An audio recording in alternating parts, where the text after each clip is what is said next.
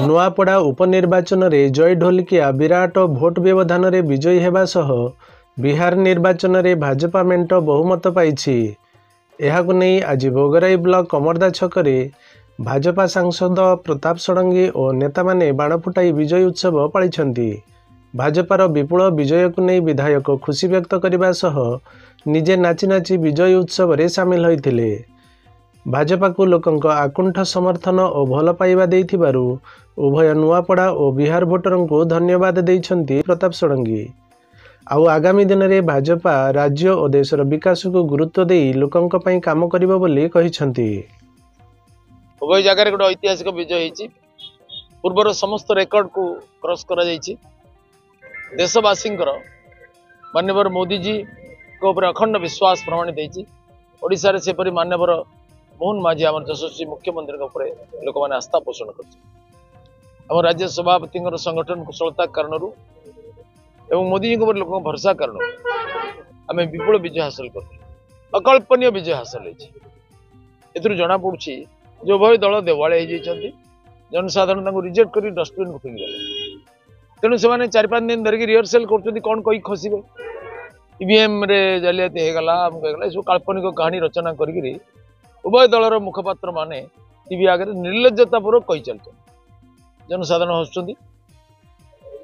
एत वर्ष धरिकी नुआपड़ा रे जलसेचन सुविधा हो पारानी, कौन गोटे कल कारखाना हो पारानी, प्रोसेसिंग प्लांट हो पारानी, लोक आत्मनिजुक्ति निजुक्तिर सुजोग ना। दादन खटिया हजार हजार लोक जाऊँ। अन्य पक्षरे बीजेपी सरकार जहाँ कही आसवा मात्र कर चले सुभद्रा योजना है, धानर मूल्य वृद्धि है, सब प्रकार व्यवस्था कर श्री जगन्नाथ मंदिर रे नानाविध संस्कार है। तेणु लोक मैंने भरोसा कले सरकार एवं देले वोट देले जे पूर्वर सबू रेकर्ड को भंग करके एते लंबा व्यवधान यहीटा समस्त आश्चर्यचकित कर। नुआपड़ावासी तो सर्वप्रथम धन्यवाद देवी। विशेषकर बीजेपी प्रति साधारण लोक आकृष्ट होगी बीजेपी जो इस्ताहार था समस्त इस्ताहार से आस्ते आस्ते पूरण कर दौर से लोक बीजेपी इस्ताहार जो पूरण कर बीजेपी प्रतिश्रुति को भरोसा करके नुआपड़ा भोट देते बीजेपी प्रार्थी के। तेणुक नुआपड़ावासी धन्यवाद और आम मुख्यमंत्री तथा राज्य सभापति जो इलेक्शन मैनेजमेंट स्ट्राटेजी की प्रशंसा करुच्ची यथेष धन्यवाद दूसरी।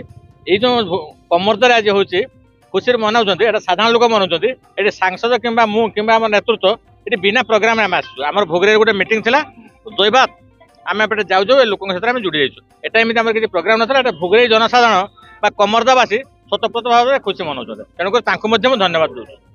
समग्र आम भोगरे समस्त कार्यकर्ता आज बहुत खुशी एवं ये विजय उत्सव पालन करुँच।